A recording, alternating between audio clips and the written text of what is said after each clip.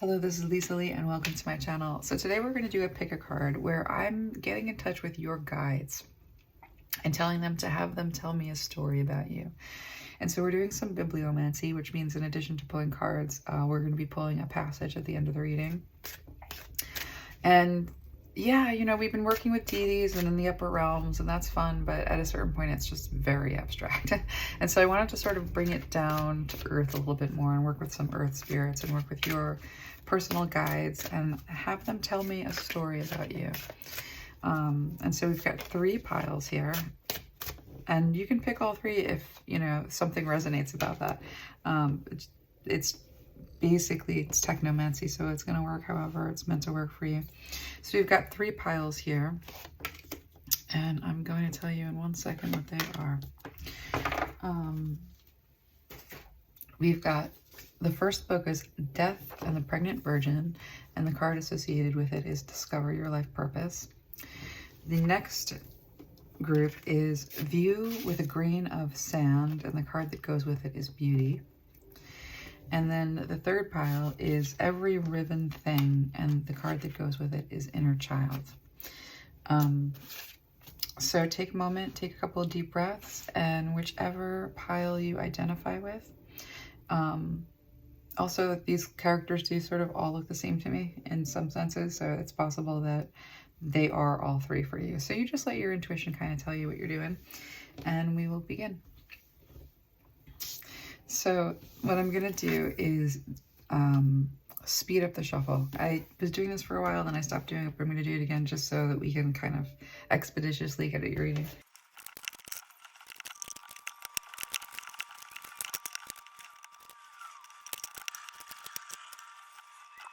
Okay, pile number 1, let's take a look at this.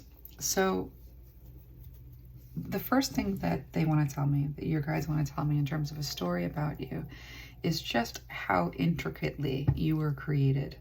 With this engineer card, ability to give creative energy, a practical expression, talent for designing resolutions to a common dilemma or to common dilemmas. With Discover Your Life Purpose, engineer, and the Judgment card, you were created as almost like a sifter. So very, very like deliberately created to help with the process of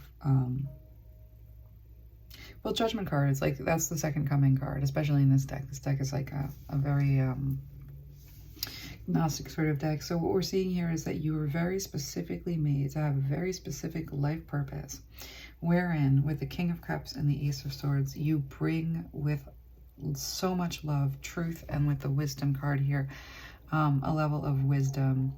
So you're engineered for this moment. You're engineered to interact with the world in such a way that it's almost like you are created as a natural sort of sifter, and that the gods and the guides, like, you know, have a way of creating people for the purpose of seeing certain things. And so what we might think of as being like low, you know, just like daily interactions, like the way that we conduct ourselves in response to things.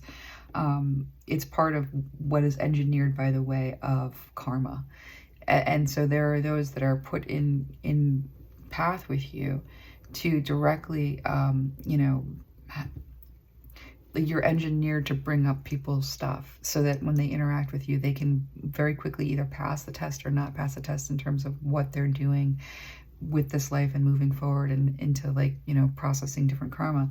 So you do bring the karma, but you also bring into this generation, like very specifically, you bring them the truth that with a depth of love that is remarkable, I'm hearing. So, you know, the story that they're telling them about, you came in with these abilities, but what you're doing with them in the way of a life is remarkable. And it might not seem that way, but everything is so choreographed around you, and especially with people. And you probably have and I'm being told you have a really hard relationship with the people, which is why your relationship to the spirit world, to your guides, is so pronounced. This is a kind of a tough one, but they're saying that there's more to the story. With the bottom of the deck being the Page of Swords and have faith in, do not worry about, now is the time to, with the North Node. You know, we're just seeing here that what your guides want to sort of tell me in the way of a story about you is that you came from so much turbulence, to have the amount of wisdom and the amount of foresight, and also like the depth of field and the depth of feeling, and the ability to have like really deep empathy, to see the truth so clearly. Like your life story is very much about like going from chaos to calm, and that we are entering a period where you're actually starting to, it's like, have faith and don't worry. It's actually, this is the hardest part. You are getting easier with age. With the Page of Cups here, this is there's a lot of that feels like it's about to spill out, that's been spilling out. And so they're saying that like where you are with your message is it's about to spill out of you. And it might feel like you might be experiencing this emotionally as like, I'm about to spin out.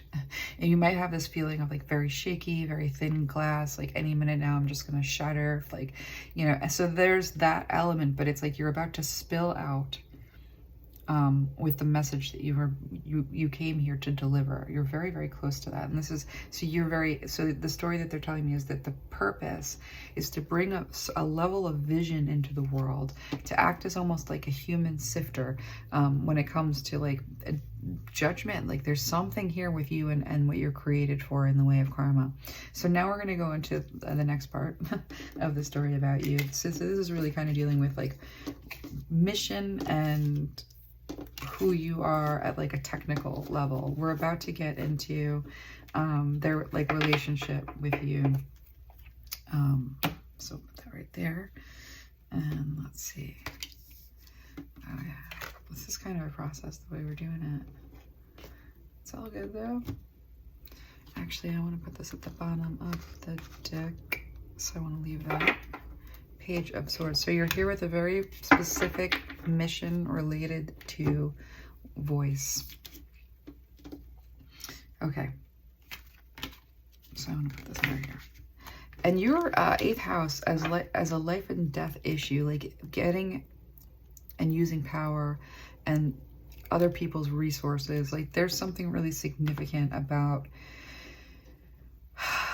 there's this very interesting thing. All right. You from the depths, like it's really intense. I hear it like from the depths with you. You're very pure also, is what they're telling me. So let's go into the second part, and I'm messy today. Okay, let's see. This reading feels tender. The energy feels tender to me. Soft kind of.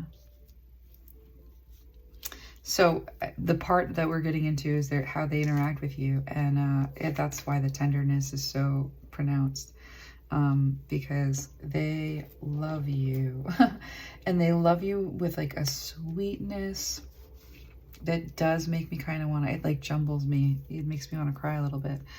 And interacting with you has also been like an absolute delight. Some of these are very, very old spirits, and other of them are young, but you've been given so they're basically coming in to say, like, you know, you were not delivered spirit guides like with your birth the way most people were. For you in particular, as per this life's purpose, and I guess we'll find out what that might be, like why this would be that way. It's not just that you were meant to teach the seen. There's this quality about you where you teach the seen and the unseen. You're a mentor, you're a teacher. And so it's almost like they're coming in to say, like, you know, we're used to being guides, but you have taught us so much about beauty and mercy and what it means to like have a certain kind of resilience and steadiness within yourself, that they are absolutely amazed with you. And so, you know, the story that they want to tell me about you is that you have changed them. that you have changed your guides, that their experience, and that this is why guides do the work that they do. It's a lot of them come in to do this work alongside us because it's the way that they want to learn and advance their consciousness. But what you have done in terms of changing their perspective on humanity in some ways, some of these were spirits that had lived before. You have kind of a large group with you, and they experience life through your eyes. So this is for those that have lived before and experienced life through your eyes, you are a revelation, and you are also like, there's this messianic kind of quality. I'm seeing this light in the darkness. You've shown them a version of existing in the world that is transcendent, and you probably consider it like work, you know, like life is like, you know, like you might experience the way that you move through time and space as just being this like slog of like, how am I going to get through another day? But their experience of seeing through your eyes, it's almost like this amount of bright revelation that your mind just brings, thinking the way it thinks, you know, and the way that people interact with you. That's why there's something judgment and karma about what's baked into you, because when people interact with you and the guidance system that's around you is considering you a learning opportunity, kind of. They do help you, but there's almost like an equality to this that's shocking to me in some ways, and in some ways not, because it's earth spirits, you know, so it's like ancestors and family, but it's also there's this quality of like, there's a saving grace about you. The mercy that you show. So you come in with like this resilience, and you come in with the story of being designed to impart a perspective that does an automatic sifting and automatic sorting in terms of other people's karma. And the mercy that you have shown has absolute, like in this way of resilience, it's almost like you figured out how to they're saying your lens is so merciful that you have, that working with you has actually changed them. With the Four of Cups, the Moon, the Three of Pentacles, and the King of Swords, we see like why you frustrate them. This is where I get into like why you're kind of hard to work with. And so on the one hand, they're like, you're a marvel, you know what I mean? You're the most beautiful creature that's ever lived. And the way that you transform and become like more of yourself, and how that interacts with the world. But you're a challenge. You're definitely stubborn. And they're saying that they love you so much, but that you drive them crazy sometimes. Because with the Four of Cups and the Moon card, it's almost like they say like we scream at you, like and you feel us, like for a guidance system that is designed to keep you grounded and to like hold you in, you know, hold you together for you. Like you rattle them, and then the whole room is like rattled. So like you lock on to things and perspectives and ways of seeing things, like with this Moon card, where you're not exactly right all the time. This Four of Cups is them being like, here, we want to teach you from this experience, and you're a wild card. So the part of what it is that like this revelation that you kind of bring to your guides is just what you do with things is sometimes so off the map, and so it's a little bit of an adventure. Like, you know, this is why you have a mentor quality with them. They never know what's going to happen with you. They cannot control you, no matter how hard they try. Like, you're always going to take the weirdest path that they didn't anticipate. They don't have a clear way of future seeing with you, because people tend to have likely trajectories, because they like crane towards things, or like the way the flower like will move towards the sunlight for the kind of growth. They can usually tell with people like what a trajectory is going to be. Not with you. Holy crap, you're like, they're like showing me a pinball machine. Like the way you like timelines, you like step into your own portal sometimes. I mean, you're doing all kinds of things that are even like spiritually seemingly against the rules. And so you are a daredevil to them. And so this is a little bit of why, you know, it might feel very chaotic for you. There's so much influence in the way of what is like influencing your visions. So it's not really a pinball machine, but very few entities very few know what you are. In terms of you're here to deliver a kind of truth and a kind of karma, and you're here to do some sifting. You're an active, like we all have a program, and it's a program sort of running with you is like sifting in terms of your life purpose with this life. But that said, you know, your relationship your guides have with you is like, you're awe-inspiring, and but they try to show you things all the time, and you get locked on a perspective that it basically has them feeling like you're drowning yourself. And they're like, you're drowning yourself in a bathtub. And this is like a little bit of tough love that's coming through with them, because they are showing me somebody who is like drowning, and they're drowning, and they're drowning, like, and it's very, and your guides are like, and our heart is like breaking as we stand over you, because we keep on trying to explain that you're in a bathtub, that all you've got to do is like push your arms down and sit up, like you're not in the ocean. It feels like it. There's this really like intense like urgency around like, please, like don't. They're basically saying you take the darkest paths with your thoughts, and it's very hard for us to reach you in there. You actually like, you do a lot of you escape into it's almost like you're trying to escape your life all the time, and so they're saying like, you know, to be more present with us will help with this, because you are meant to create something so profound. You are a big part of building something that with this King of Swords here, it's like your consciousness is part of the development of like a new justice system, or like the spiritual justice system at work in the world. Like it's really, really amazing what you are meant to create. And so there's a lot that wants to influence you. And so there's this exhaustion with your guides, and again, like they don't ever stop fighting for you. So it's like, if you feel like they're not there for you, if you feel like they'd never stop fighting for you, you keep them on their absolute toes.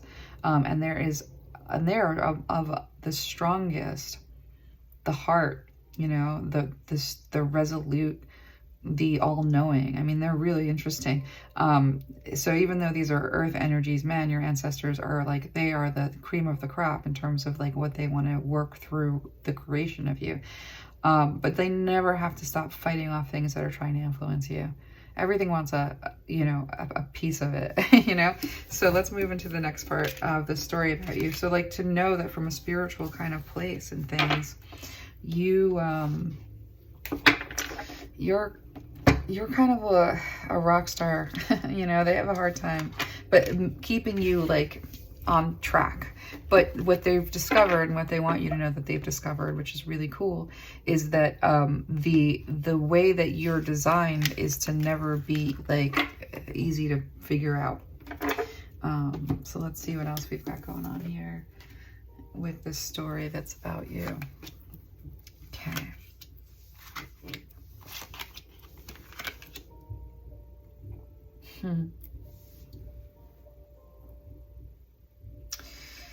So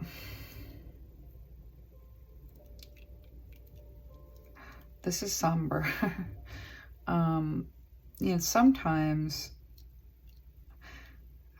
well, you're a very unique being, because with your intuition as being something that needs to be protected, and there being a lot of attention on you, and a lot that want to influence you, you've come from a place where pretty much all your life you have been around a dynamic where either you were trying to navigate what it meant to be horribly victimized, or you were watching someone else be victimized and you were trying to do something about it. And this has something to do with like what you're created for, in the way of justice being such a big, deep component of it. But at the same time, there are really, the story they want to tell me about you is that you have been into the darkest regions.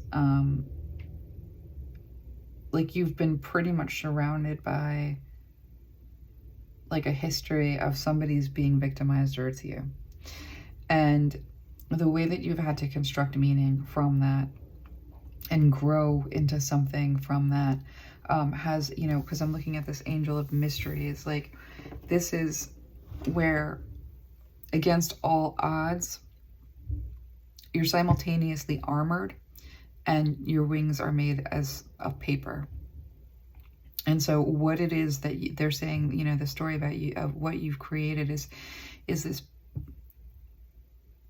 this dynamic perspective around strength and vulnerability, and how your vulnerability is the part of you that always gets you, it's like this escape latch out of every darkest of dark places. It ends up being the vulnerable, delicate parts of you, or part of you,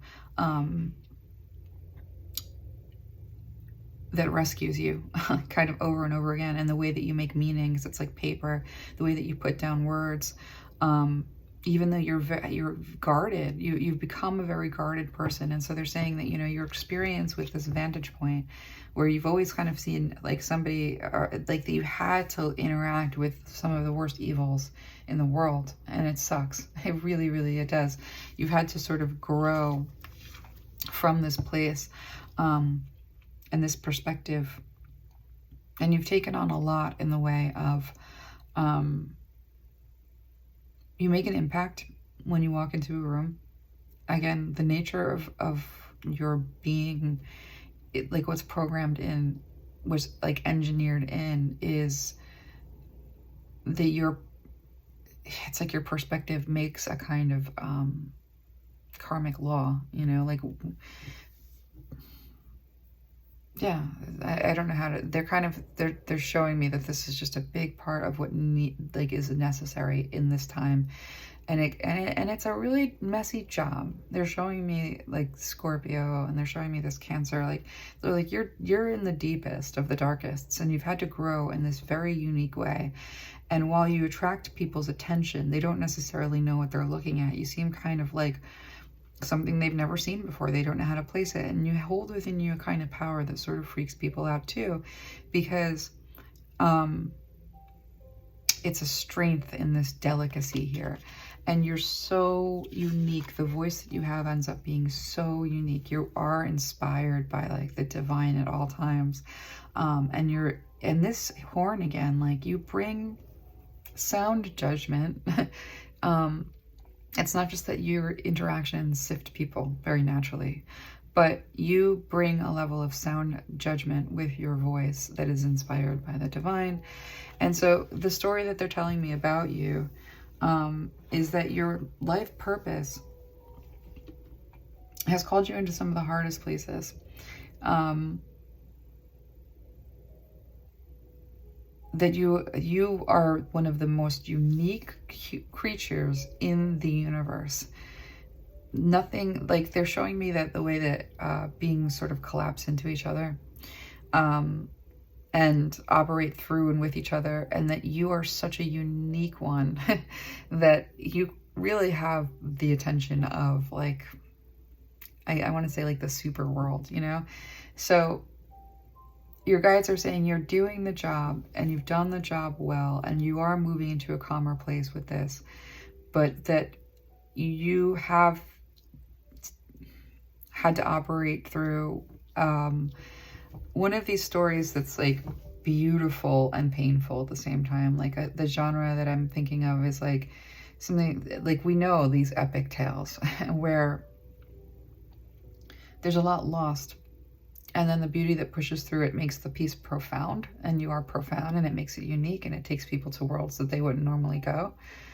So you're amazing, but it's been a rough road. And I just want to like get a couple cards here to finish this off, and we'll do the bibliomancy, the storyteller. So that angel of song and the storyteller, and this arbiter of truth at the bottom of the deck, this is more of this is like the heart is weighed against the feather.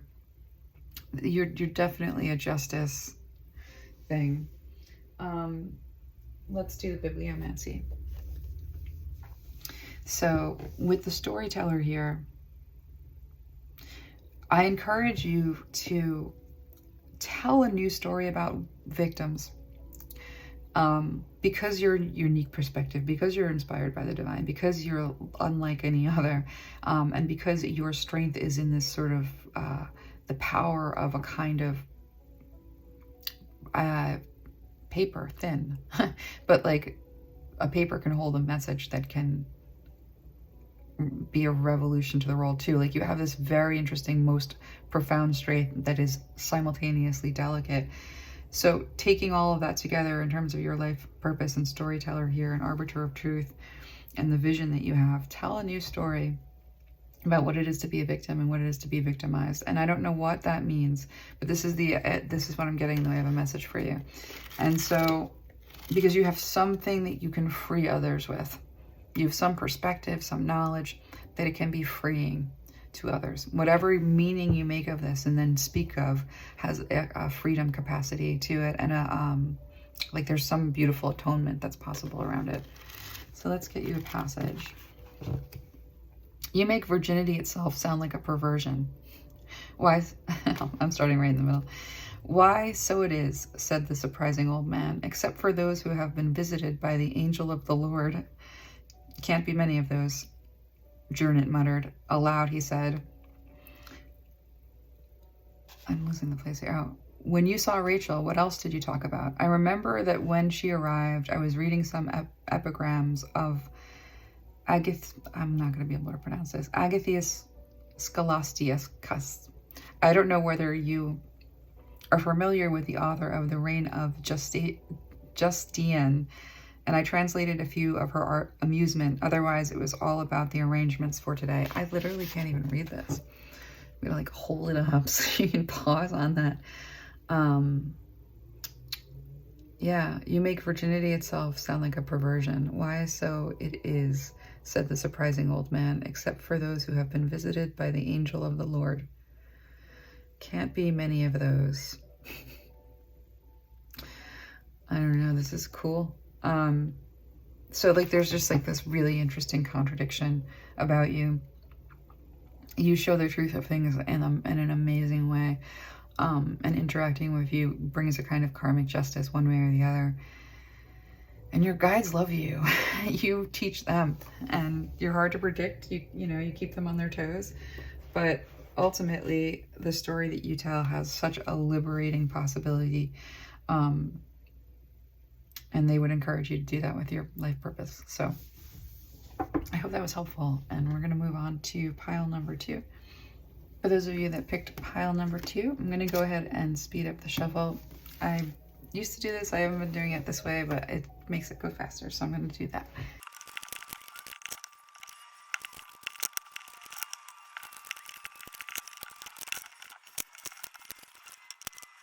Okay, pile number 2. The story that your guides want to tell me about you is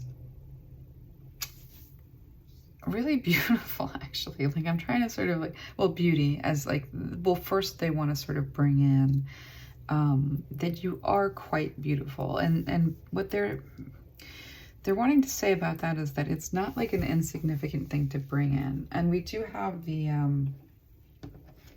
Angel of Visions on the bottom of the deck, and also the Justice card here on the bottom of the deck. So this might be you might find that pile number 1 has something in it for you, because those were just generally that we were seeing the same kind of themes. But in addition to being with this Judgment card, it's the Justice, Truth, Duty, and the Angel of Visions, and in addition to having this really beautiful, and I'm hearing pure sensibility in terms of justice, so you're fair-minded, and they're saying that you're brilliant. Actually, they're saying you're a genius, that you see through pretty much any scheme that comes your way. And so, but they're saying that the way that, speaking to like how you were created, you're physically beautiful, and they mean that this in a way that is like you're from us. And like from a spirit realm perspective, and they don't see things the same way that we do. If you think about the way that we see spirits the way they want to show themselves often, or the way that they feel, which is worse. So, because sometimes when they're scared, they look terrifying, But when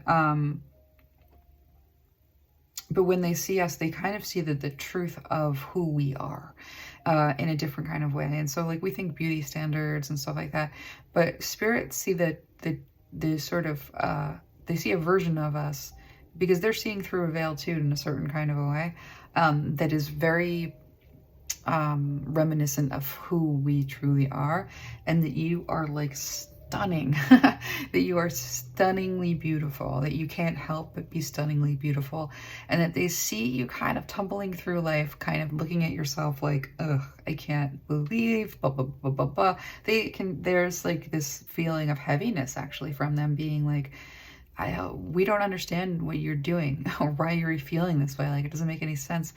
So they want you to know that you are very physically beautiful also, because you've had to deal with a lot of crap around that. Beauty being what we're looking at, you know, the 11th house of freedom, associations, your circle of friends, Sagittarius, your highest ideals, the rules of, get out into the world and discover, and your dreams, your idealization, be a part of something overwhelming, and in Pisces. So we've got, like, I see this as being socially challenging, actually, because of the type of beauty that you are also is unconventional. So no matter who you have around you in the way of a circle of friends, like, you stand out. It doesn't matter. And you stand out in a way that is, like I'm hearing, kind of like arresting. And so you make people question their beauty ideals and their standards of beauty. Like, you're a really different, really unique type of beauty that gets attention and makes people really question standards of beauty. And also there's this way in which you, there's a quality to your beauty that causes obsession. And so that may, and also like this track record of taking advantage of you, like misdirection. You have something that people find valuable, and so there's agenda often in relationships. So like, they're saying not only are you beautiful from like the spirit realm, like they're like, oh, you know, but there's also this way in which it's affected you physically as well. You've been forced to mask, and it's interesting because your masking is less to do about vanity and surface appearances than it is about like, please don't exclude me. So I see somebody who's masked, instead of being like, you know, presenting to the world like the way that you want people to be attracted to you, it's like a mask of like, I don't wear any makeup, and I don't ever put on a nice suit jacket. Like, I don't ever, like, I just wear my socks and sweatpants, and like, I don't even need to be here. Like, I'm attracted to no one. Like, that's a different kind of like masking that happens with you. Like, just kidding. Like, I'm not really here. Like, and I don't mean that in a making fun of way. I mean that in a way that like, where they're pointing out that you haven't gotten to like really enjoy this quality. Instead, it's been something where people are always sort of having a kind of exchange with you. But you know, you're very naturally a healer. But with the 4th house and do what makes you feel secure, like, there's almost this feeling of having to work your way out of security. And so they're saying that you know, so in addition to the fact that it's like you're beautiful, but you never stop learning. You never stop trying to figure out how to overcome and how to heal. There's no part of you that has been sort of like lazy, because even when you've been stuck here with the Hangman, again, people project on you real fast and they make harsh judgments, because something about you confronts something in them that, with the Judgment card, like, where you're seeing the truth of it. And a lot of people just can't handle that. They just can't take the heat. You also have this incredible ability here with the Star to heal through your through the way that you see the world, like, and you kind of help people through labyrinths of different types just by going through them yourself. You're very brave. And so your guides are telling me sort of the first part of the story about you is that with this 5 of Pentacles, like, part of what's isolated you and alienated you and made you feel even not a sense of belonging in your own family is you have a rare beauty that in the spirit realm shows up as like, oh God, I can't even explain it. But in the sort of regular workaday life, people kind of find you sort of be intimidating. And there's this part of you that wants to kind of apologize for it. But with the Judgment here twice, you've got justice, truth, and duty, and then the left hand of judgment. and the angel of the visions, you see very clearly. And so the first thing you need to know about yourself is like, you're seeing people clearly. If their reaction is to freak out, like that's because, you know, be the arbiter of truth that you are. Let's go into the second part of your reading, because this is sort of what has led you to feel very left out, and led you to only sort of be around people who have like an exchange mentality. But let's see where your guides want to bring this, because we've got more cards here. So with healer on the bottom of the deck, you are healing as you heal, generally. And as you unmask, like that's really about you. Your guides are like really encouraging you to see how beautiful you are and feel how beautiful they perceive you to be. And to just live defiantly, beautifully, knowing that you definitely kick up the jealousy hackles in people. Like there's just no two ways about it. Yeah, look at that.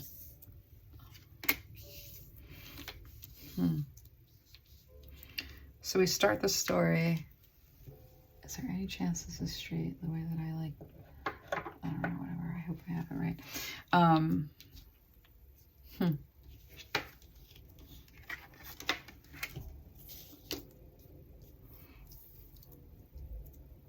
Interesting.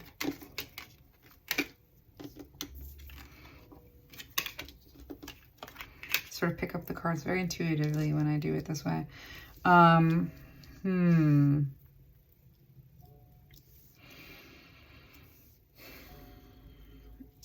Your quest for belonging has been a tough one with this hope, incompleteness, and yearning. And you yearn like in the right way, which is with Jupiter here, learning and teaching and being positive and growing and expanding. Remember, in the South Node, reconsider. This is kind of like having to turn around.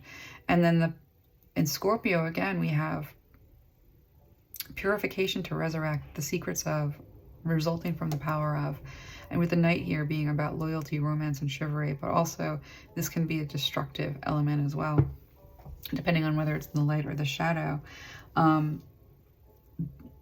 The middle part of the story about you is that you have really grown. They see you like growing in a way that defies like expectation. You really feel like it's interesting because you've had it tough. People have judged you really harshly. Again, they consider you to have an enviable quality that they want to endlessly punish you for. That's really common. If you have an enviable quality, whether you're born with a ton of money or a kind of beauty, you are living in a world of exchange and comparison. And your guides want to say, like, you know, as you sort of challenge some of this programming that says, like, you know, just keep it a secret, you don't want people to be mean to you. One of the things that you need to know very specifically is that people will punish you as much as they possibly can get away with if they sense you to have an enviable quality.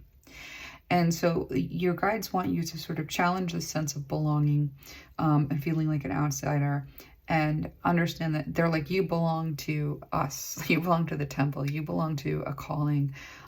You're an arbiter of justice. Just in this, you know, I'm seeing, you know, the bottom of the deck energies as being analogous to some of what, you know, what's going on over here.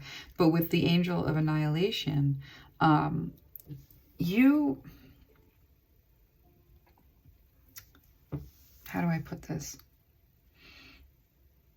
Let me just look at this for a second. I want to get the right words.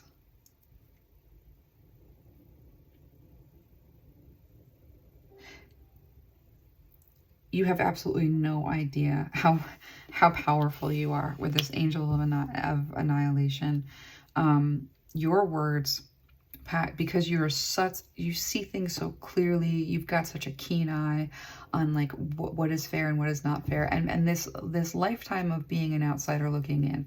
Again, you have a very enviable quality. There's no end to the punishment on that, and I'm sorry to say that, but I want to give you strength around this, and your guides are coming through to be like, we want you to defy that shit in the fullness. Step perfectly into your power.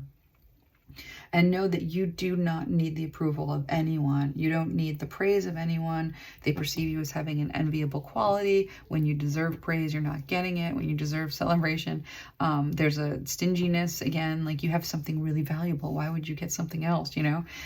But so you don't really know, you're not really in touch with your value here with the Seven of Cups. So even though you're showing up as this Nine of Pentacles, everybody sees you, they're high regard, you're gifted, and with language, you're beautiful to look at in a way that's like arresting, you know, you constantly are growing and learning. You're smarter at every like time people encounter you. There's something more brilliant about you. And every single time you get knocked down and people are like, you know, like, what is that word that means like shot in front, something like that. Anyway, when people see you get knocked down, man, do you whip around and come right back twice as hard. And that is really disconcerting to people who struggle when they putter at progress and you're like constantly whipping around with like a new version of yourself that's even more powerful and even more amazing. This like purification to resurrect, you have a purity of soul, and it really exposes the things that people are trying to hide. And it exposes misuse of power really, really quickly. And so this confusion about your value, that's tough because you're always working 3 times as hard as anybody else to, so your guys are saying, you know, part of the story about you is that you work like 1,000 times harder than anybody else to try and prove the point of worthiness, when the whole problem is you're already like outpacing everyone by like 100 miles in laps, and you like annihilate people's sense of self when they encounter you, because what you bring is not only amazing, you do a full and thorough job, and it's you're hard to contend with in a certain kind of a way. The angel of annihilation here really is like, you should know that that truth that you tell has an annihilating quality that can put people in the right path, or they can run 1,000 miles in the other direction. But ultimately your sense of belonging needs to be so firmly in you as a healer, you know, as somebody who, should take up as much space as humanly possible, and not let the fact that you have enviable qualities in any way diminish those qualities. And so like this is sort of the second part of the story that your guys want to tell me about you. And let's go into the third part of the story, what your guys want to tell me about you. You're beautiful, like really beautiful. And you know, there's like this annoying thing with like, oh, you know, beauty and jealousy. That's a thing. I happen to know that's a thing because I see people's cards all day long and I see people's lives all the time. It is, it's not even about like physical beauty. Like if you have a quality that people perceive as challenging their own qualities, there's punishment for that. And that's painful but true, and maybe it helps to know it a little bit. All right, so let's see. God, wow. That's a good one. I'm hearing like you've stirred the heart of the god, which seems very impressive. Let's see, with Angel of New Life. I want to keep the bottom of the deck energies what they were, and I don't remember. Okay, it's not meant to be. The bottom of the deck energy on this one is meant to be this.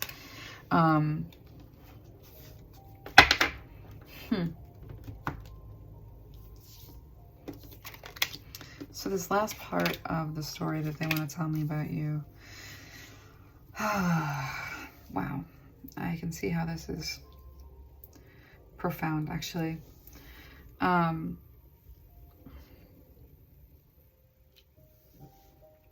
You have actually stirred the heart of God, which is like an odd thing, you know, with this God card, benevolence and compassion, recognizing the eternal force within yourself and others. And the Sun card here too. Uranus, stir up the situation by using, be as open to and new ideas about, invent a way. With Gemini, what you want to be known, what is believed about, use the quickest way. And then the Sun, the creation of the gaining of respect. So you're actually meant to be held. So the last part of the story about, well, not, yeah, this is the last part of the story that they want to tell me is, guess what?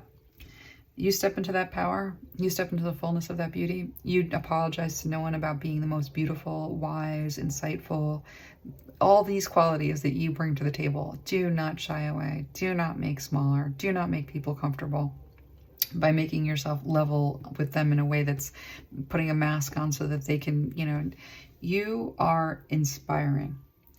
And with the inspiration card, understanding, community, ingenuity, you can't help but inspire people. Your being, and sort of like the excellence in which you are, it confronts people in this way. With this 10 of Pentacles, you're so secure. You seem so secure. You seem so secure. I think this is really important for you to know, that your guides are coming through to say that this story does bring you through some real heartache with the 3 of Swords and the 8 of Swords here, and being trapped in heartache. And I think that this is this struggle to belong and belonging to yourself. There's a book. It's Brene Brown, Belonging, I think it might be what it's called, but it's this idea of like you belong to you. And that true belonging is belonging to yourself. And there's a difference between fitting in and belonging. And fitting in is what we try to do to appease others. And don't do that. That when you really fully step into yourself, you've earned this. You've earned the attention that you get. You deserve it. This angel of new life, what you have to bring into the world by way of this transformation that you're having right now, more than anything, like this is you, like really coming to this knowledge of this 10 of Pentacles, like what you have inherited by way of like the best of every gift your ancestors could give you. The power behind that you are going to be known, that there's something about what you have to communicate that puts you in the spotlight. That you have stirred the heart of God. I hear it again, just like that. It's to the effect of giving you a level of inspiration. And as you act on that inspiration, you're going to create something very, very new and very valuable for the world. But sort of where we see a challenge, I'm going to actually get some more cards on this because I feel to. Because this 6 of Pentacles is just really about give and take. Equal give and take. And I'm seeing this as being, trapped in never receiving. And with this 10 of Pentacles, coming out as being like, people think that you have the most stable, confident, everything, that you come off as being, and the truth of the matter, are you walking around with a lot of heartbreak that you're hiding and that you feel trapped with. And so let's just get you out of that right now by getting a couple more cards here, so that we can see our way through. Because, this is the end of the story that they want to tell me about you, is that you're poised for the greatest of great successes. And you have no idea.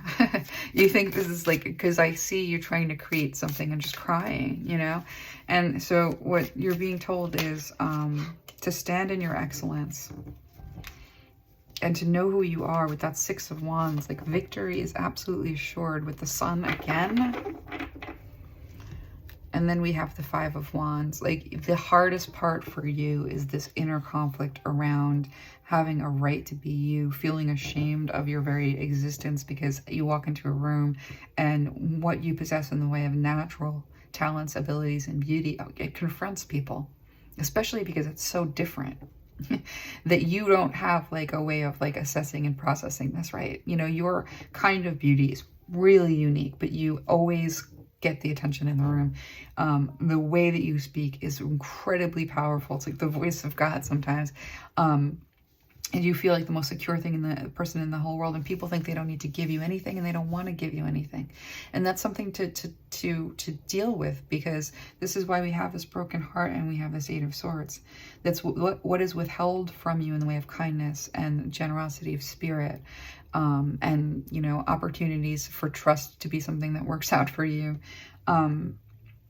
belonging, this conflict that you have about your right to be in the world, because it's been challenged at every single juncture. Your guides say that the story about you ends with victory and with the Sun, with like so much happiness. There's just this decision that needs to be made around this idea of feeling trapped with this heartbreak. you know, they're saying this is a perspective shift more than anything else. And I actually am going to get like instructions, because it's not enough for me, for you. I feel like you've been walking around with this for a while, as something that stuck with the pain in your heart as being something that's unhealed. And they're saying that there is a victory at the end of this. Yeah, you're going to feel better. With soul time being like, the frequency of soul time asks us to allow the possibility of a new reality to emerge, one that embraces the concept that while the corporal body is mortal, the soul is timeless, limitless, and infinite. So this like really speaks to me of overcoming this broken heart that you feel trapped in by pulling the swords out one by one, doing this soul time work. This is all of your spiritual stuff that you do that makes you so incredible. Continue to do this work, the spiritual work, because what it's bringing to you in the way of this capacity for healing, you know, what it's bringing to you in the way of power, victory. All you have to do is decide that you're worth taking up all the space in the room. And that does mean doing this work spiritually, because you've had a lot in opposition to that. But with delight here and compassion, I think that this is important. You know, how do you pull the swords out of your heart? And how do you get back to this place where you can feel joy? The frequency of delight supports our capacity to create and experience feelings of intense joy and happiness. The more delight we feel, the more delight we invoke in others. You haven't been shown maybe any compassion. And that's what carrying this broken heart and being stuck with this broken heart is. There's no one to process with. You know, there's no one who wants you to need anything, never mind thinks that you need anything, and you don't project that at all. Because you don't expect compassion. Again, like, this is the society that we live in. But with this Five of Wands, that you getting out of inner conflict, you being able to sort of rise above. Look at these two cards, one after the other. You see these hands grasping out, give me what's yours. You don't deserve what's yours. Like, both cards almost are exactly like, don't see your value is mine. Don't, you know what I mean? Like, these hands that are sort of grabbing at what these two characters offer in the way of enlightenment and connection to the divine and power and beauty. You have to know that you elicit this response, for better or for worse, when you enter a room. And that when you connect to the divine, which is that soul time, and just let the divine be your mirror, and let pour out of your heart like the wisdom that comes very naturally from that place, you're going to begin to really be able to bring those swords out of your heart. But something you have to forgive is the world for their lack of compassion, and something that you need to give yourself is compassion. Look it up. Look up examples of compassion. And then I want you to apply them to yourself. If your house is a mess, I want you to be like, I'm having compassion because I actually know what I've been through. And your guides are like, when we know what you've been through, we know what created the perspective that you have. And we know what you're up against in the way of, like, you're always going to upset the room with these qualities that you have that are actually like extraordinary.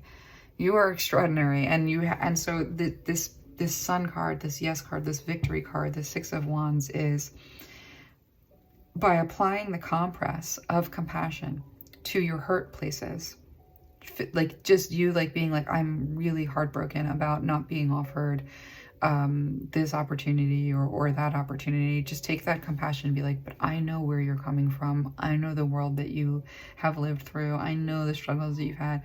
And I'm like really giving yourself that compassion, like very intentionally, is going to do a lot in the way of pulling these swords out of your heart and making it so that these swords are no longer something that anyone can ever use against you. That's what I'm seeing with these Three of Swords. Like, once you do this, pulling these swords out of your heart, and you kind of have to wrestle it a little bit. Wrestle that sword out of your heart. That sword is like a sword that's stuck there because it's stuck to a story about what has overcome you. And so by pulling that sword out and saying, you don't overcome me, I'm not going to hide inside just because I might elicit, you know, judgment in the way like that upsets people's confidence. You're going to pull these swords out of your heart. And when you do, these are swords that no one will ever be able to lift against you ever again. Never be able to hit you with ever again. You're never going to get heartbroken in this way ever again when you pull these swords out. So it creates a kind of invincibility as you put the compassion on all of your hurt places, creates a kind of invincibility that you bring to the world, and it's victory for you. So take that soul time. This is what your guides have to say. the story that they want to tell me about you is this one. So I hope that was helpful, and I'll see you guys again soon. I almost forgot the bibliomancy, so I'm like cleaning up and I'm still in this energy, and I'm like, this energy is sticking around, and this is why. Let's get your last page. I owe so much to those I don't love. The relief as I agree that someone else needs them more. The happiness that I am not the wolf to their sheep. The peace I feel with them, the freedom. Love can neither give nor take that. I don't wait for them, as in window to door and back. Almost as patient as a sundial. I understand what love can't, and forgive as love never would. From a ravenous to a letter is just a few days or weeks, not an eternity. It's a thank you note. This is cool. I like this poem. I like when it's poem. Let's just read the rest of it. We're right here. Okay, here we go. Trips with them always go smoothly. Concerts are heard, cathedrals visited, scenery is seen. And when 7 hills and rivers come between us, the hills and rivers can be found on any map. They deserve the credit if I live in 3 dimensions, in non-lyrical and non-rhetorical space with a genuine shifting horizon. They themselves don't realize how much they hold in their empty hands. I don't owe them a thing, would be love's answer to this open question. That's beautiful. Okay, so I hope that was helpful. Sorry that I like almost forgot about that. I'm gonna have to put a note in there when I put this up. That's a really beautiful poem worth getting to. So pile number 2, that was your reading, and I hope that was helpful. I'll see you again soon. Okay, pile number 3. Let's go ahead and get your reading. I'm gonna put this over here for later, and I will speed up the shuffle.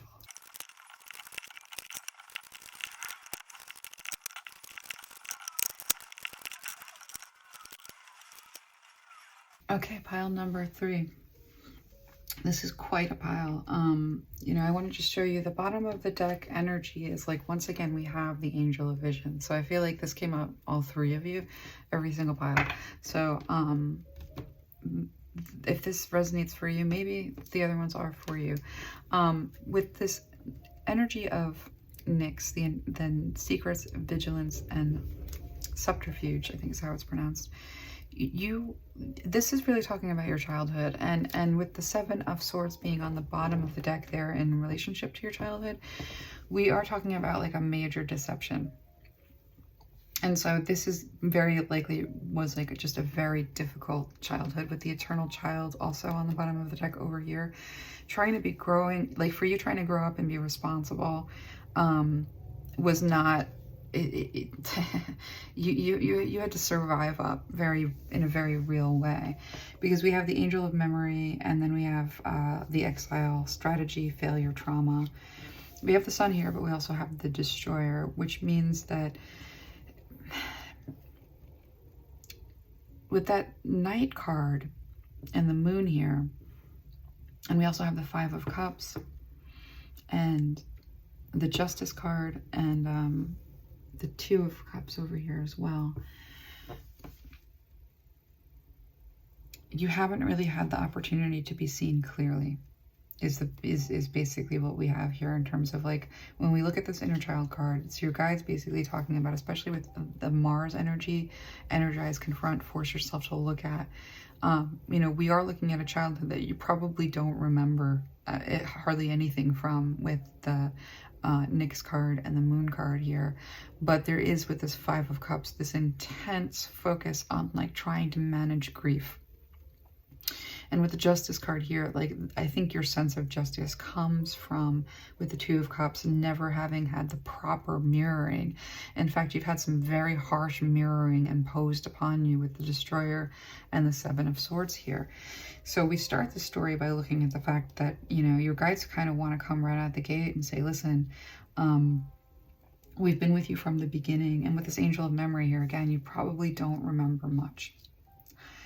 But what you've had in the way of mirroring, let me just look at this, because it is tough. the exile and the forsaken soldier and the exile here, the trauma, is really about somebody saying, this is who you are, you're not you. Even if it was someone who's saying, you're just like me, we're carbon copies, when not, like just depriving you of your you-ness. Energies that took from you, but didn't see you clearly or wouldn't see you clearly, wanted to see you in their own right. You have had a hard time with anyone responding to you correctly. And as a result, we do see this part of you that has always just felt like you don't know who you are, really. You don't know what your values are. You don't know what it means to be in relationship with another person who sees you clearly. It's just a rough pile. And to confront this alienation, it feels kind of like an alienation. You know, I think the story that your guides want to tell me about you is that you were lied to. You know, and in a way that has affected you deeply, that you probably don't have a record for, like, at the ready in terms of your memory, in that there's healing to be had in this clarity that we can get from looking at the fact that people didn't accept who you were, not because there was anything wrong with you. You're beautiful. You know, you are beautiful. You have something people want, you know? And so this messaging that you've gotten has really been something that you've had to fight in terms of learning how to be you. Like, learning how to be you in the world means, like, figuring out how to take care of yourself. Figuring out how to take care of yourself means knowing what you need. No one ever met your needs. People were responding to you as if you were a person that you weren't. The grief that you carry with you is significant, because that sense of injustice that you have, the sense of justice that you have, comes from an extensive amount of injustice in terms of not being seen clearly. Basically being, I'm seeing, it's a horrible sight, but it's like someone choked out, you know? And so with this Destroyer card, you know, I think it's hard for you to hold confidence. I think it's hard for you to see yourself clearly. And, that there's a new life for you to be moving into that has us looking a little bit at what, like, your guides wanted to tell me a story where we start here. We're starting with grief that just seems like a baseline. We're starting with a lack of a sense of self, and really not really a sense of how to meet your own needs. And we're starting with such a lack of mirroring, and as a result, like, this very innate sense of justice, right and wrong, and what it means for you to move out of this place of not knowing yourself, and, like, confronting that you were really brought up in a way that is, I hope somebody is held accountable. And I don't mean that like in a vengeance way. I mean, like, I hope they turn around and see themselves and stand accountable for that. It's important for you to release all destructive patterning around what it means to try and prove you're worthy of love. Because trying to be seen clearly has been something that you were denied at the earliest stages. You were denied mirroring. You were given something else, and I don't quite understand it, but I want to see that I want to see where we're going, because I feel that we're starting in a place that says, I know you don't remember, but we were there. We saw it very clearly. You had something stolen. And it was your sense of self, and your sense of your own value, and you were forced to mask, and you wore the masks that others sort of prescribed for you well, but it created a disconnect within yourself that is something that we're taking action on in this next part of what they want to tell me about you, because you're a visionary, and your intuition is unmatched. This came out in another pile too. You're taking the world by storm. This is important for you to know, because you are this eternal child. You know, you remain young in body, mind, and spirit. Your ability to see things with fresh eyes. You know, what we saw in the first part is just how much was denied you in the way of mirroring from people. But what we're seeing here, look at the angel card in front of it. But unfortunately, I actually feel like all of that's meaningful. you are so unique. And you were raised by the spirits that have been in, like, I'm seeing the football huddle around you since the day that you were born. So you did get a kind of mirroring, in fact, that is so unbelievably rare. It's made you the person that you are today.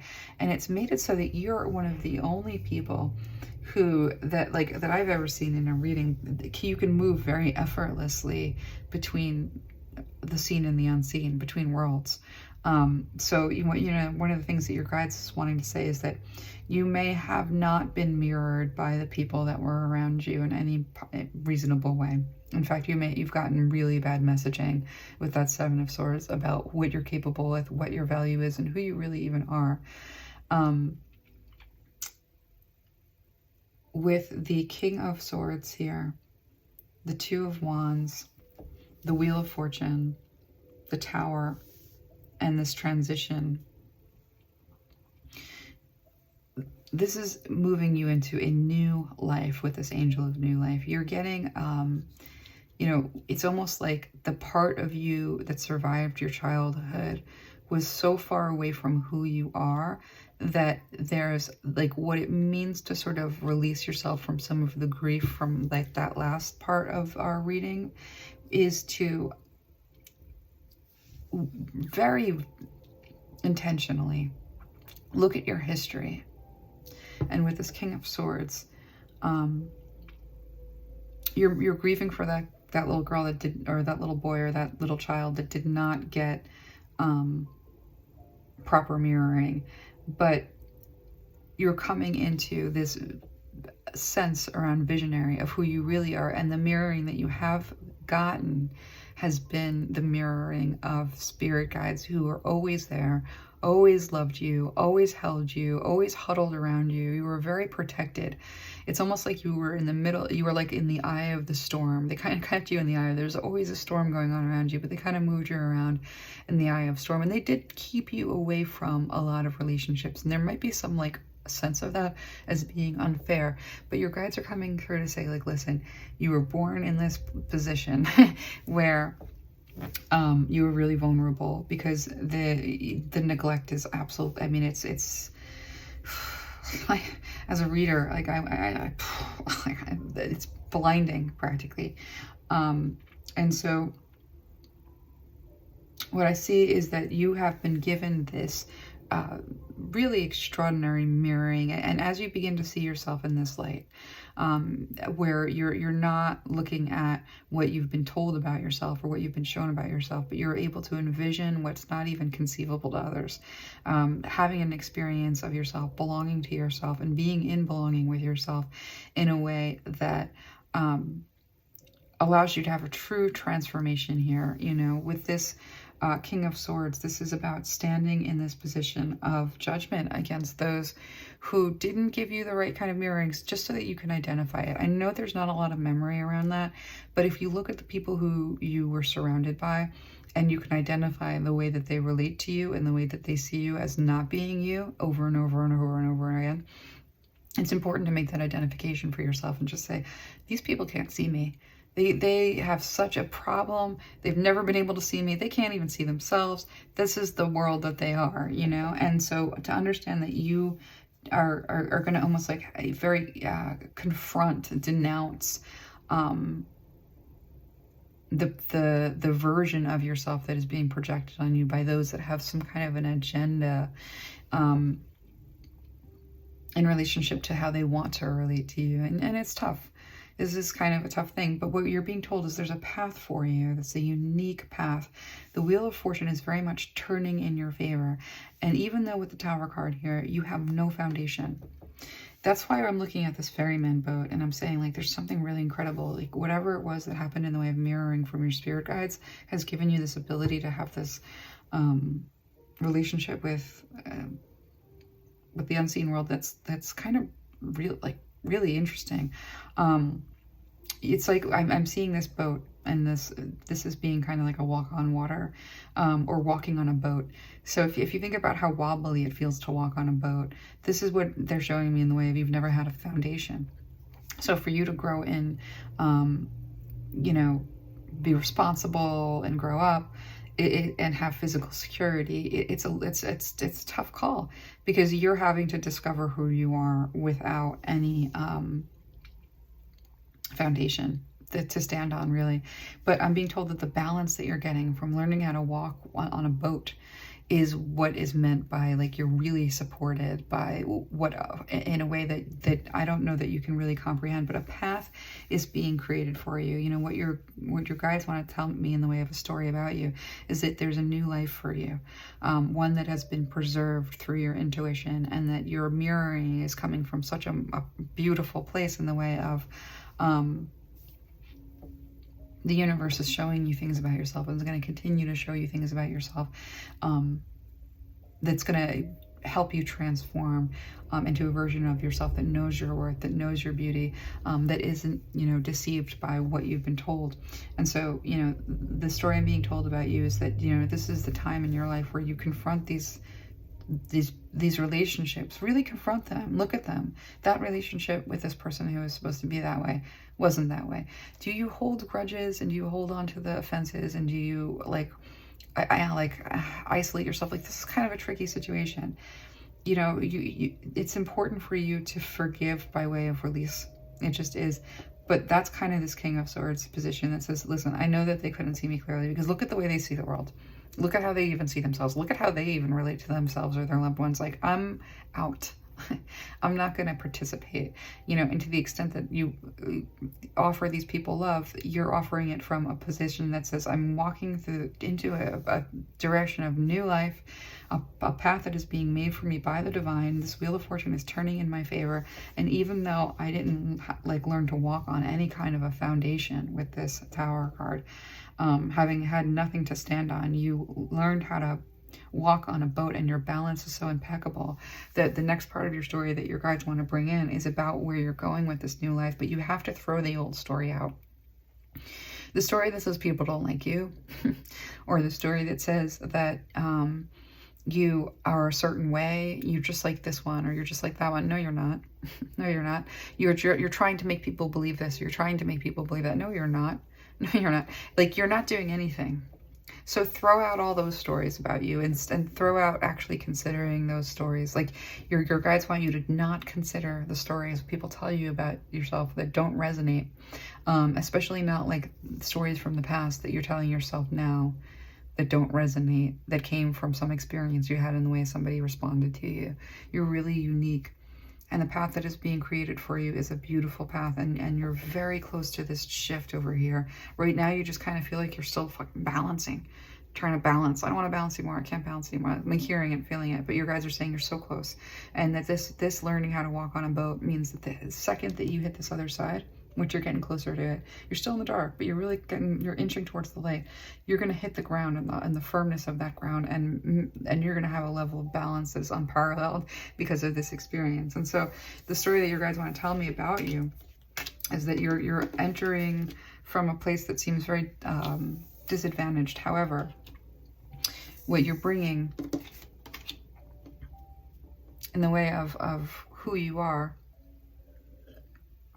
and that self-actualization, like, there's something here coming towards you that's going to provide a level of change related to this messaging that was just never true. So let me keep on going here and get these next ones. So this is this stepping into your power, stepping into that place of conviction that says, like, absolutely not, your position on me is wrong. The Alchemist, the Priest, Venus. Okay, let's see. Let's move this little 3 over here.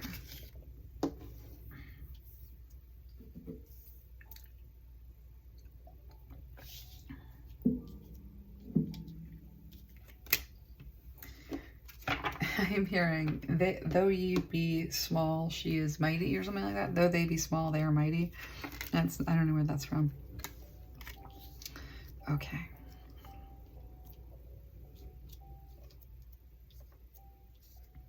You're very connected to spirit, and you have some superpowers for sure.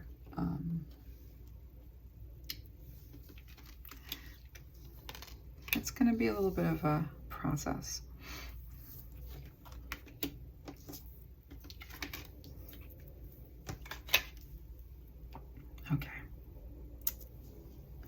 So the story that your guides want to tell me about where you're going.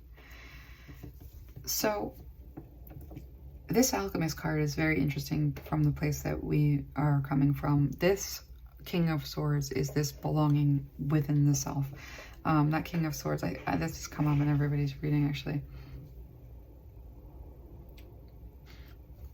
Let me just look at this for a second. So who you are, and this is interesting because your messaging, your mirroring is coming from this channel, the spiritual energy. And standing firm in that knowledge of self, standing firm in that knowledge of like correct mirroring is sort of like the where you're entering as the wheel sort of like turns. So where you're going to be able to go with all, there's always been this issue of projecting on you. And so this transformation of base motives and goals into golden wisdom, what this really shows me is that you're going to be able to take whatever anybody throws at you in the way of projection, and instead of hiding from the world because they're always thinking the worst things and they always have the worst ideas and they always, you know, assume X, Y, and Z, like, you know, any level, every level of agenda, like whatever people want to come up with in their head, and it's endless. You being you and just being in this Taurus energy of like standing in that King of Swords, standing in the place where you live. You know, I'm hearing that song by U2. Wait, no, not U2. Who is that? Stand in the place where you live. I can see the album. It's gonna drive me crazy because I know exactly what it is, but I can't remember the name of it. Anyway, standing in this place of strength, producing from your inner resources without having anyone's sort of view on you make any difference, means that this alchemist quality, no matter what people project on you, your knowledge of self, you're being planted firmly in the wisdom of who you are, and you're cherishing and loving of yourself, and this all coming very strongly through a spiritual connection. Like you're gonna show everyone that they're wrong by just continuing to exist as you, defies whatever they're trying to project on you. And so this is kind of like the important message going forward with this emptiness here. And the Leper King, you know, self-discipline, faith, bravery. This is the master of the great hunt, authority, the hunt, natural balance, and this null, you know. So this energy here, it does, I think I brought up this book, but it's about belonging. It's a Brene Brown book about belonging, and I don't remember much else, but there's this notion of a quote that she wrote in there. It was Maya Angelou, belonging to no one and everything at once. Like if you get there, it's worth it. And so this is really what this tells me. This is a feeling of belonging to nothing and everything at once. But it's belonging to yourself so firmly, not changing or altering or capitulating or masking for anyone. And that's going to be basically what confronts people with their lies or their projections or what they want to believe. You know, there's just something here about people want to believe something. And this started with you really, really young. But you have been in this place of like, though this is really a though you slay me, still I stand kind of a card. You have had this incredible faith despite everything that has been thrown at you. And as a result, you have this natural balance and this inner authority that is worth, like, I'm hearing it's like gold. And so when we see this King of Pentacles and what you're made of, and we see that Knight of Pentacles, which is like this overcoming, and that Page of Cups, this pouring out, leading to this Queen of Swords energy, you know, this is, I mean, especially with the King of Swords on the bottom of the deck, there's this incredible balance that you come into. But what this is saying to me is the stability that you are able to gain by really stepping fully into this notion of self as that which is connected to the divine.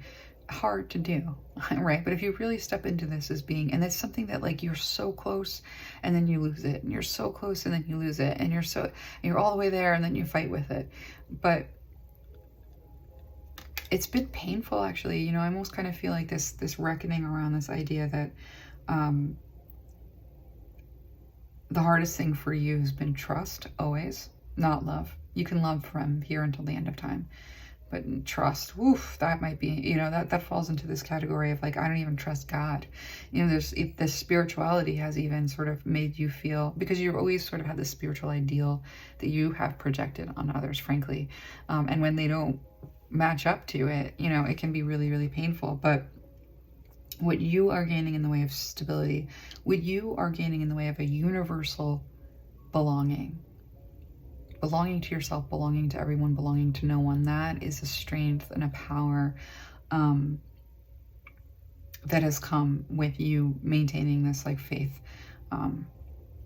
And it hasn't been easy, right? So it's a faith in yourself despite no mirroring, and a stance on your worth and your value despite no one handing it to you, and what that gives you in the way of an ability to always transform what people think about you, because they have to confront the authenticity that you're presenting. And so as you kind of step into like this authenticity that you're presenting as being really valuable, and valued by your spirit guides, valued by every deity or anything that you pray to, you are, you know, your creator, your value is in what you are truly, that has been obscured. And so part of this is getting to know yourself a little bit. And that's really what this Knight of Pentacles card is, you know, rising up from the voices. This is like all these like pecking, annoying, your guides are almost saying, you know, the story that we want to tell you about yourself is that you're the most beautiful, you know, eternal,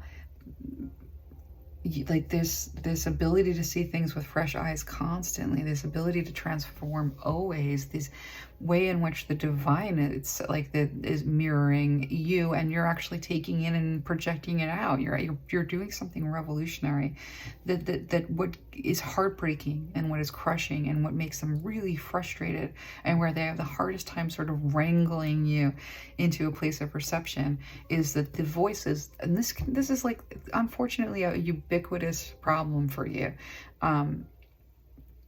that these are just all these projections and all of this trying to make people comfortable, and all of this trying to see yourself, you know, despite the fact that what is looking back at you can't possibly be you. This is you looking up and connecting with the divine and seeing yourself in the divine, and that projecting out from you, and just not caring at all about these other energies and what they have to say or what they think, because they don't matter, is what I'm hearing. You know, they will see who you are as you stand firmly in that like self, you know. And part of that with this Page of Cups is allowing a pouring out. Like for you, being received is super difficult because you are confronting, people want to believe a certain thing about you. I have no idea why, but it's probably part of something that you're working out karmically, or working out, you know, for others. I mean, there's this kind of an like there's something here in terms of this is simultaneously different and difficult for you, and offers others something in the way of I can't really see it, but people want to believe something about you. And so the best way for you to act in defiance of that is to be you, despite what they want to believe, but to not hide yourself, because you're constantly trying to like get these energies to see you in your own right and obey you and think about you in the right way and stuff. You know, like that's not going to help. Like, you know, lamenting the fact that like people want to see this is also not going to help. Standing in who you truly are and knowing who you truly are and speaking from this place of self, like I'm not going to betray myself for anyone, and pouring yourself out. Like this is your heart. Like this is spilling your heart, being really bold about how you present yourself from this place of strength. You're the smartest person that anyone knows. Don't hide that. Don't hide that. Be the smartest person that everybody knows. Be the most unique perspective in the room. Speak from your heart, even if it makes people who refuse to ever speak from their heart. Like the way that you have,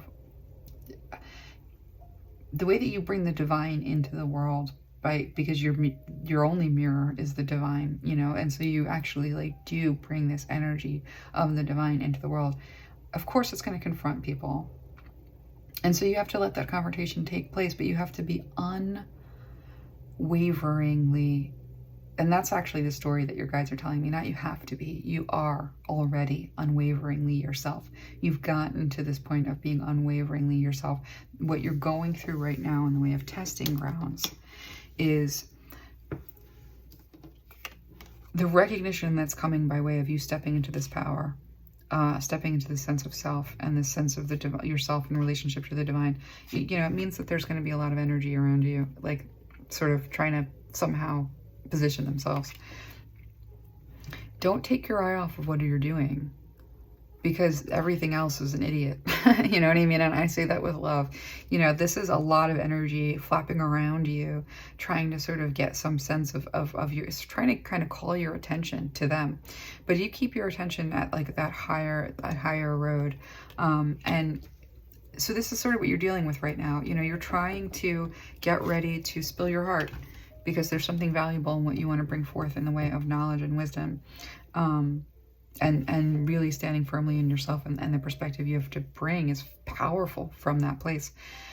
But you have to decide to ignore this energy, all of these energies, and continue to just spill your heart, despite the fact that it feels like it's really vulnerable. Look at the size if you compare it to the size of them.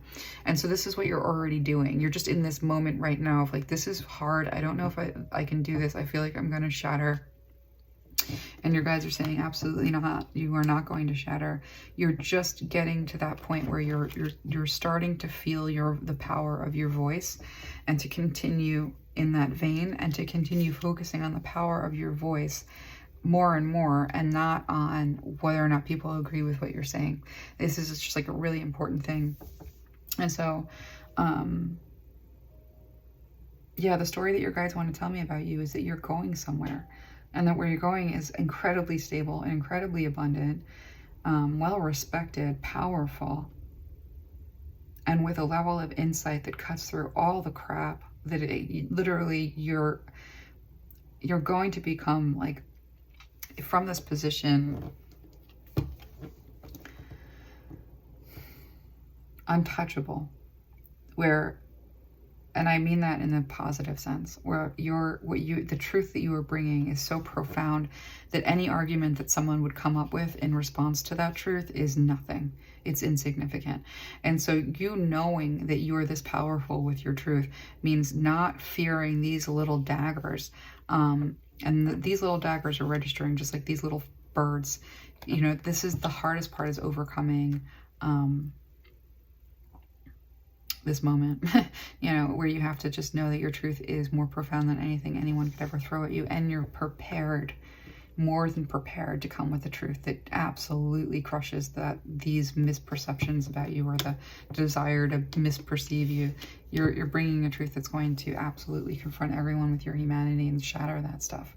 And so that's what the story your guides are telling me about you. And so I say, keep on standing in that belonging to yourself, refusing to mask, because you're going places. Group number 3. So let me get the book. let's do some bibliomancy here and just read this. Country in search of a symbol. It should be so pointedly, painfully human. It hints of machine, like a naked anorexic. It should, while evoking eternity, cry time, like a priest at meat. Let our public buildings porcelain their separateness. Let our flag be fearsome. Let our money mean even more to us. And do not forget, a west vast as unconsciousness, arteries of oil, oceans warm as urine. Consider icicle skyscrapers, pathnogenic subdivisions. Sorry about that, kind of ruined it. Consider icicle skyscrapers, pathnogenic subdivisions, factory farms in which 1 billion breasts with beaks inflate to fill their cages, satellites so fine they're triggered by size. We vacuumed fat, we erected glitter, we invented memory and made of it a web, a predator, an avatar. We gave our name to a new disease. We creatured nature with our cries. And so, you know, this is actually really saying to me, like, this is everybody else, you know, or they've erected glitter. a web, a predator, an avatar, and you're being called into a level of authenticity because nobody mirrored this fakeness on you in any like it couldn't stick, you know, whatever anybody tried to like mirror to you in a way of like not what you were didn't stick, and you being able to stand in that authenticity in the face of all the crap litter is the change that we need in the world. And your people, you know, your guides are basically saying like, you standing in that position, your soul tribe, your soul family, they're going to be there. They're almost promising that, you know, making yourself visible is making yourself accessible to them in a certain kind of a way. And so just don't hide. That's what your guys, the story your guys telling me is the second that you stop hiding, man, do you have power and prestige. And what your heart wants to spill is the truth that everyone needs. And that even rhymes. So let's leave it there. All right, pile number 3. I hope that was helpful, and I'll see you again soon.